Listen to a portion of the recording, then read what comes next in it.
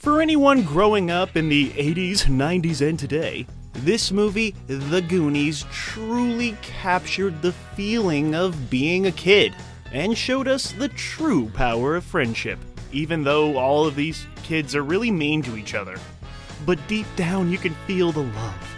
In the years since its release, The Goonies has gone on to be one of the biggest childhood classics ever.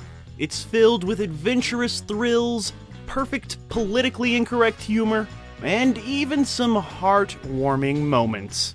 But yeah, like I said, in these last few years, this film, The Goonies, has gained a new sense of relevancy, especially with our new strange obsession with nostalgia, and because one of its stars has gone on to Oscar glory. So as we sit here and await the always rumored sequel, it's time we find out just what the fuck happened to the cast of The Goonies.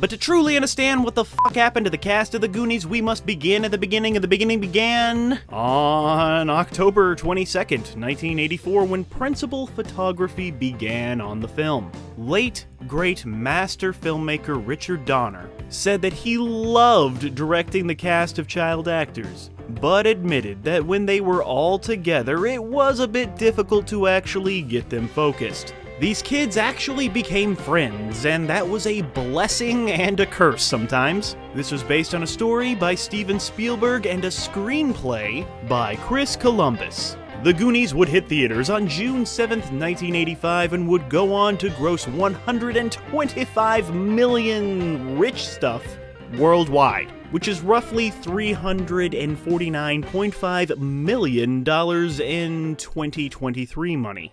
Maybe there's some rich stuff. Most of the critics agreed that this film worked because of the chemistry and the energy of these amazing child actors. And in the years since, these amazing child actors have gone on to do quite well for themselves, more or less. Whether it's winning Oscars, going on a mythical journey to destroy the One Ring to rule them all, or playing one of the biggest supervillains in the history of cinema, or even surviving the demons that often come from working in the entertainment industry, or just like consistently working and being like a really good actor or actress all the time. These Goonies, they did it all, and we'll talk about it all. Well, we'll try our very best, because that's what Goonies do.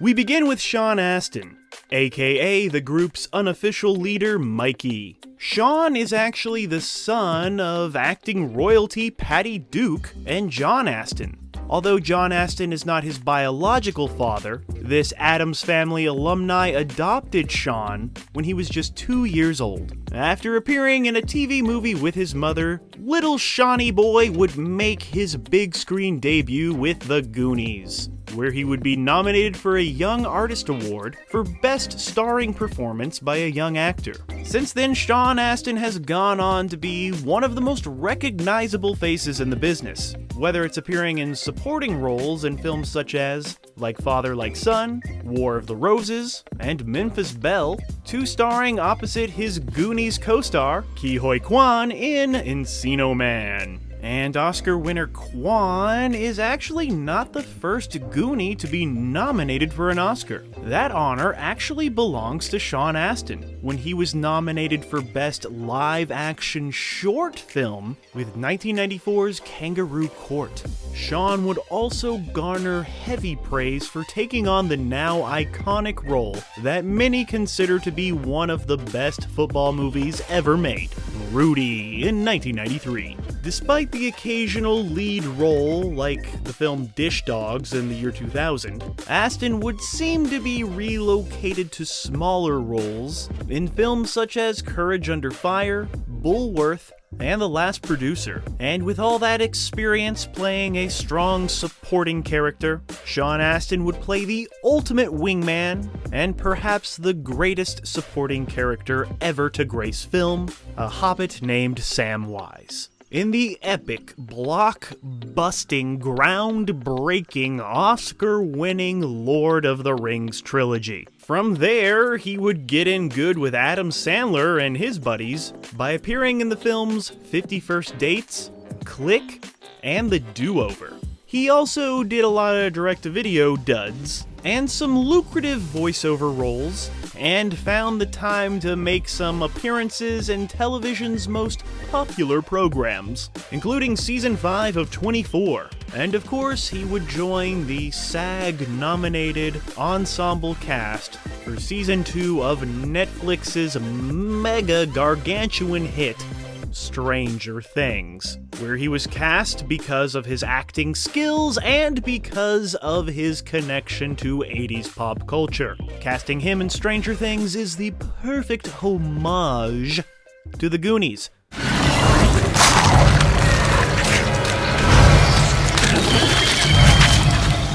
Most recently, you can see him in Season 2 of HBO's hit show Perry Mason, where Sean Astin still has a face which is full of childlike wonder, just like he did back in the good old days of Goonie. Down here, it's our time. It's our time down here.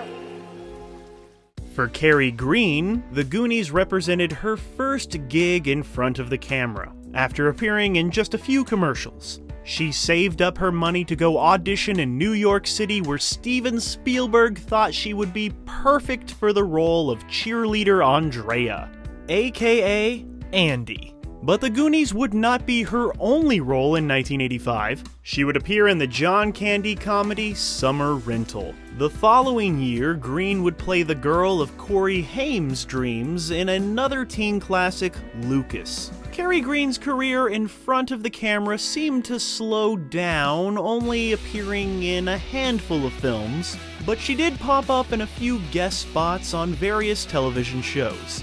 But her real passion lied behind the scenes, where she co-founded Independent Women Artists in 1996, as a way to help women showcase their talents in the industry. In 1999, she would co-write and direct the film Belly Fruit, based on the play about teen pregnancy. Since then, Kerry Green can be seen at fan conventions where she loves interacting with the fans of the Goonies, including a 2021 Steel City Comic-Con panel that featured most of the cast. Martha Plimpton also hails from famous lineage, as she is the daughter of famed stage actress Shelley Plimpton and legendary actor Keith Carradine. Martha Plimpton would kick off her career as a model for the Calvin Klein Company. She would then appear in the films Rollover in 1981 and The River Rat in 1984, before securing her breakout role as the nerdy tomboy teen Steph. And I'm pretty sure Barb from Stranger Things is kind of based off of her, or, inspired by her. So that's cool. Oh, God. Oh, God. But yeah, her performance in The Goonies is great. She was nominated for a Youth in Film Award for an exceptional performance by a youth actress. And since her iconic Goonie role, Plimpton has gone on to be a very respected actress in front of the camera and on stage, where she was nominated for 3 consecutive Tony Awards from 2007 to 2009. In movie theaters, Miss Plimpton would pop up in over 40 films, including being nominated for a Youth in Film Award for both The Mosquito Coast and Running on Empty alongside River Phoenix. Young Martha would even receive an Independent Spirit Award nomination for Best Supporting Female in 1987's Shy People. She did a wonderful job in Ron Howard's Parenthood, where Keanu Reeves gets her pregnant. She was also in I'm Not Rappaport in 1996. And in 2021, she was in a movie called Mass, for which the cast would win the Independent Spirit Award's prestigious Robert Altman Award. But TV is really where Plimpton shined, taking on complex and difficult characters.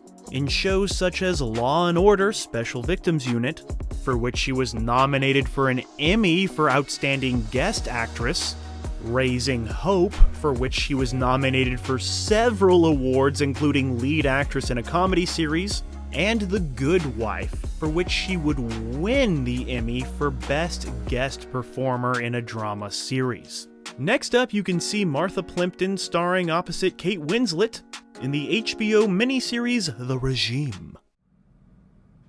Okay, sure, if you like. And of course, there's Corey Feldman, who is one of the most famous and infamous child actors to ever live.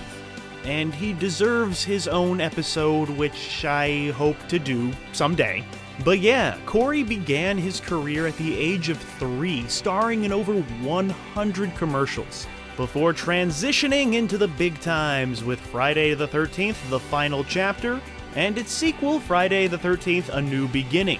He would also appear in another Steven Spielberg-produced film for the whole family, with 1984's Christmas classic Gremlins, for which he would be nominated for a Saturn Award for Best Performance by a Younger Actor, as well as a Young Artist Award for Supporting Actor.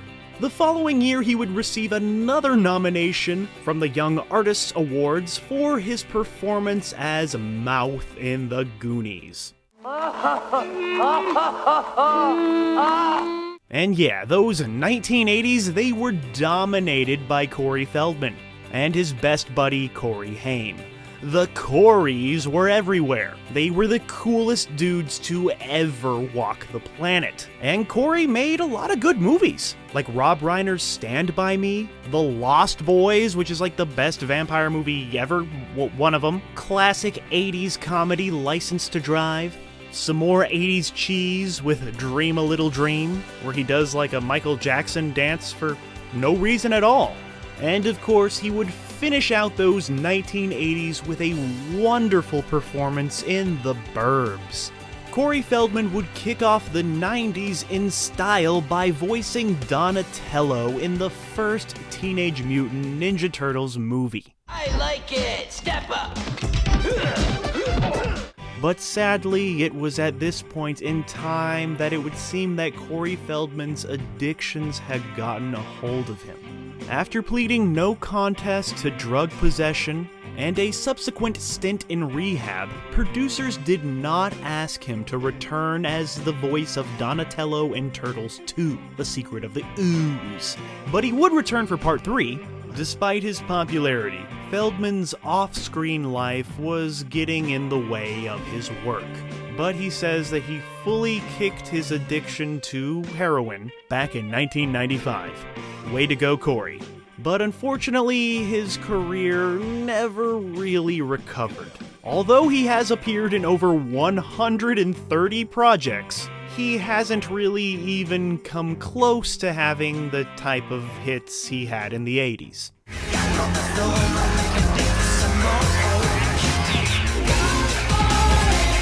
Corey Feldman has been very vocal about the sexual abuse he suffered at the hands of high-ranking people in the industry.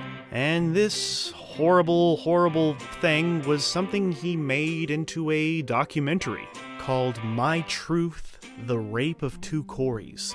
And yeah, say what you want about Corey, he was someone who called out the abuse in Hollywood before anybody else. And for his efforts, he was ignored and even admonished by people like Barbara Walters. You know, don't go into it with naivety. Don't go into it thinking that it's all roses and sunglasses and You're damaging an entire industry. I'm sorry, I'm not trying to. I'm just trying to say that it's a very important, serious topic. And Corey Feldman has been very vocal about his wish for a follow-up to The Goonies, Goonies 2, which I'm not exactly sure we need. I mean, The Goonies is so pure and perfect, why risk it with a sequel that is definitely not going to be that good, especially since Richard Donner is gone. I don't know, as much as I want to see a reunion with all my favorite treasure hunters, it's just like totally not necessary, and it's... Why? Don't, no. What do you think? Should they do a Goonies 2? Comment your comment in the comments. I can see it now, The Goonies 2, where they go after One-Eyed Willie's brother, Two-Eyed Willie. He's a pirate with 2 eyes! Who means it?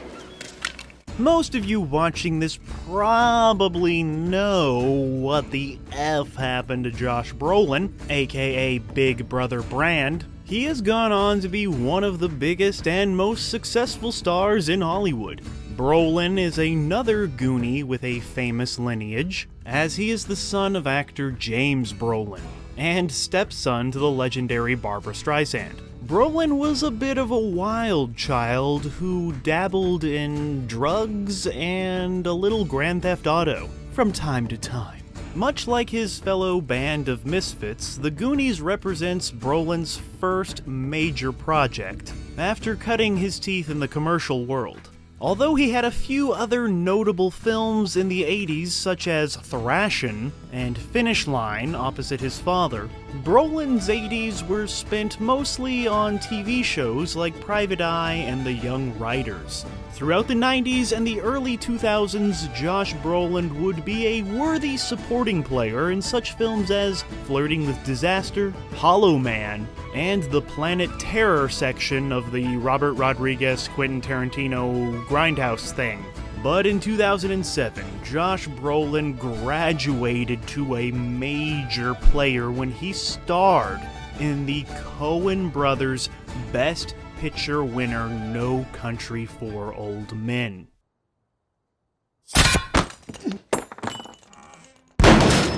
From there, Josh Brolin was on the fast track to the A-list, starring as President George W. Bush in Oliver Stone's W, and becoming the second Goonie to be nominated for an Academy Award, the first for acting, for his performance as Dan White in the Sean Penn Gus Van Sant film Milk. His career would hit a fast pedal, and despite a couple of bombs on his resume like Jonah Hex and some personal life scandals, his career has constantly been on the rise for over a decade. But most of the peoples out there know him as the ultimate comic book villain for his role as the finger-snapping Thanos in those Avengers movies, and as Cable in Deadpool 2. But he has also brought great humanity when playing true-life characters in films such as Everest and Only the Brave. But when it comes to Josh Brolin, I think a lot of us like it when he's playing a badass, like his performances in those Sicario movies. That's what we want from Josh Brolin. Coming up for Joshy Boy is the second season of his hit Amazon Prime show Outer Range, as well as the highly anticipated sequel Dune Part 2, where he reprises his role, along with several other projects in the works. Yeah, that's right, Josh Brolin is crushing. Smile, Gurney. I am smiling. Next up in our Goonie Roundup is Jeff Cohen, aka the lovable Chunk. Cohen has appeared in a few TV shows before landing his big break as the Truffle Shuffle performing Chunk in The Goonies, but his acting career was short-lived. He would appear in the Wonderful World of Disney TV movie Ask Max in 1986, and voice a character in Scooby-Doo and the Ghoul School in 1988, but he would officially leave acting behind after appearing in the 1991 TV movie Perfect Harmony. It was then that Cohen became more interested in the behind-the-scenes aspect of films, and the business side of it.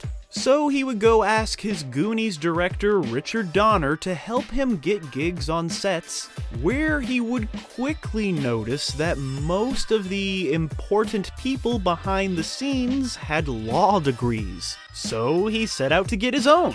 He would ask Richard Donner to write a letter of recommendation so that he could get into the University of California, Berkeley, which he happily did. But even more so, after reading Cohen's college application education essay, where Mr. Jeff Cohen details some of the struggles he encountered early in his life. Mr. Richard Donner and his wife paid for Cohen's college tuition. Wow. After graduating from Berkeley, Jeff Cohen would go to the UCLA School of Law, where he would earn his Juris Doctorate and go into entertainment law, opening his own firm in Beverly Hills. Do people still ask you to do the truffle shuffle? Like, I don't know. Yeah, for sure. Like every day? Is that like a daily occurrence? But I'll only do it if I have 3 martinis. And here is where our story takes the most heartwarming of turns. Because as an entertainment lawyer, Jeff Cohen, Chunk, is responsible for negotiating deals for performers to appear in films. Well, one of Chunk's clients just happened to be his Goonie co-star, Huy Quan, Data, whom Chunk negotiated the deal for Data to appear in the Academy Award-winning Best Picture film, Everything, Everywhere, All at Once. And my Goonies brother for life, Jeff Cohen.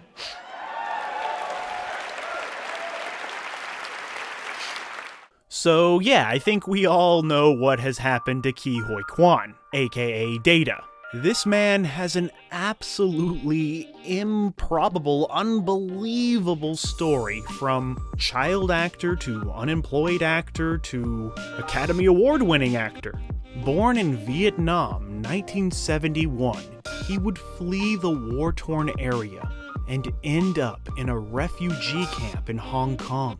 In 1979, his family was granted admission to the United States, where they would reside in Los Angeles, California.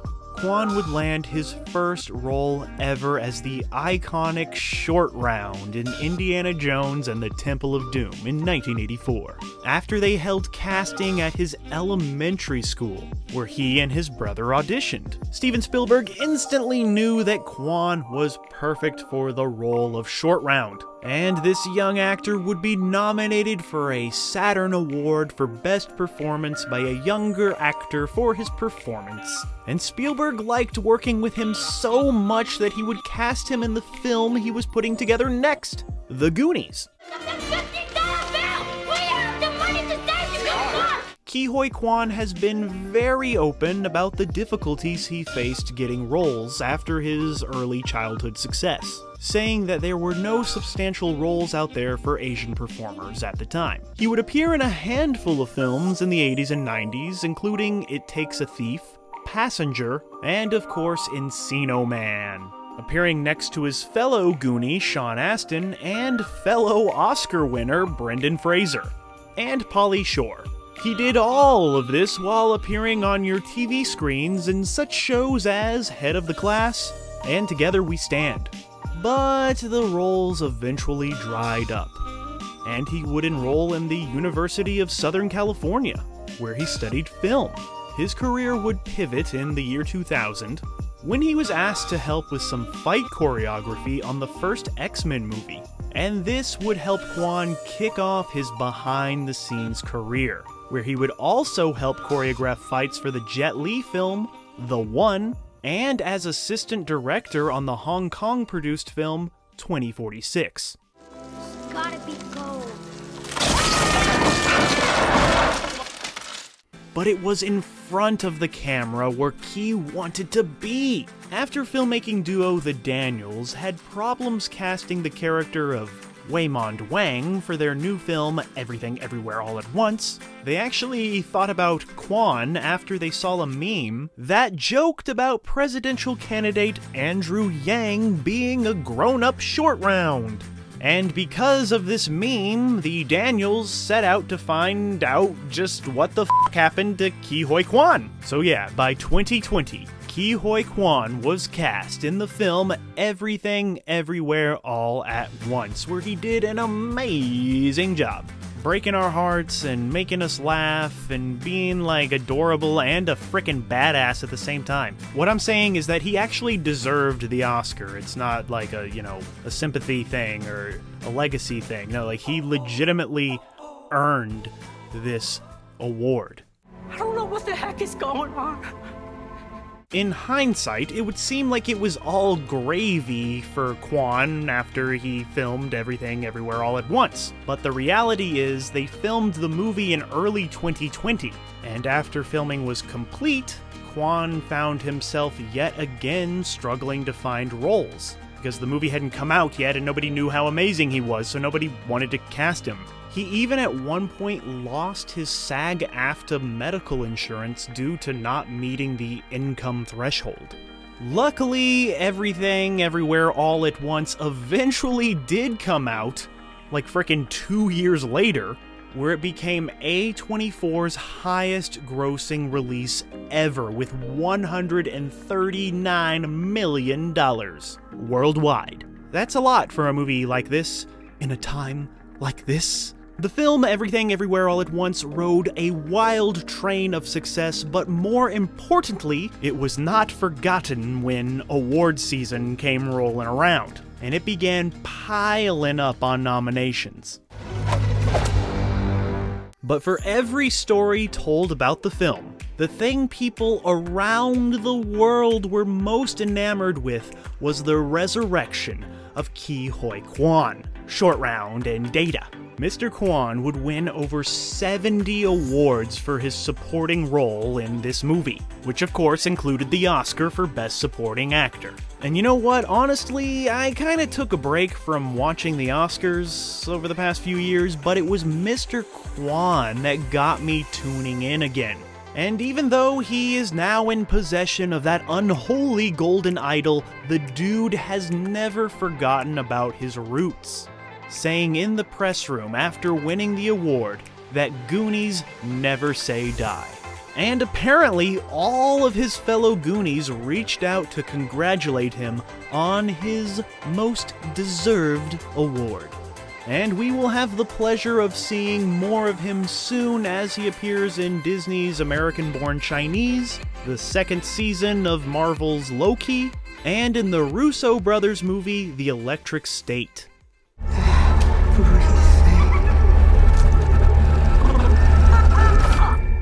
And real quick, let's show a little bit of love for the grown-up actors, shall we? Anne Ramsey, who had built up quite the resume on television, the silver screen, and Broadway before she got cast as Mama Fratelli, would later be seen in the film Throw Mama from the Train, for which she would receive an Academy Award nomination for Best Supporting Actress. She would also team up again with director Richard Donner in the Christmas classic Scrooged. But sadly, Anne Ramsey is no longer with us, as she passed away from cancer in 1988 at the age of 59. Robert Davi played the opera-singing brother Jake, but this was not a character choice, this was a true passion, as Davi would go on to release an album, Davi Sings Sinatra. After The Goonies, which was his second film, Mr. Robert would go on to have many iconic roles in films such as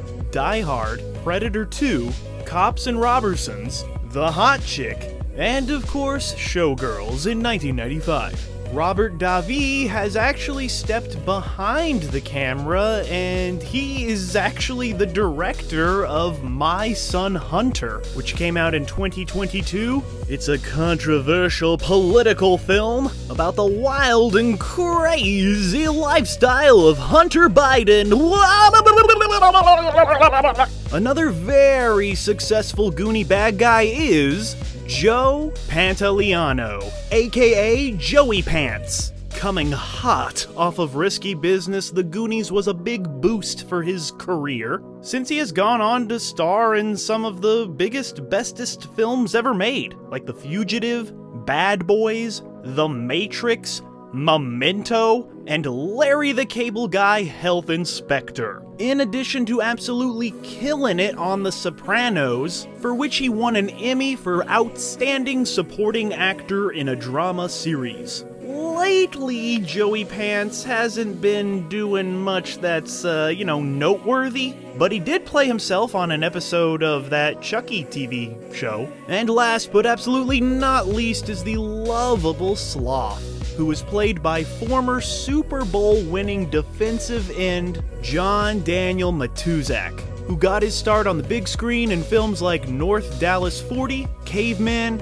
and The Ice Pirates before starring as Sloth in The Goonies. From there, this football-playing actor would appear in several TV shows, including The A-Team, Miami Vice, and Perfect Strangers. Sadly, Mr. John Matuzak passed away on June 17, 1989, due to an accidental overdose of prescription drugs, combined with an enlarged heart. Rest in peace, Sloth. Because I love you. Oh, I love you, John. Oh, I love you, Sloth.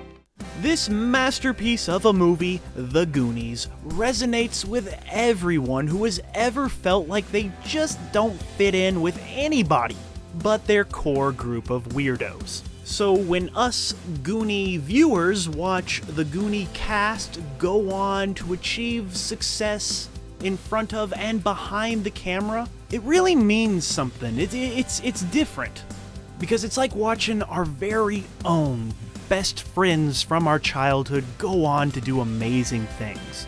More amazing adventures. More treasures. More booby traps. So yeah, every one of these talented artists have embodied the rallying cry of the film.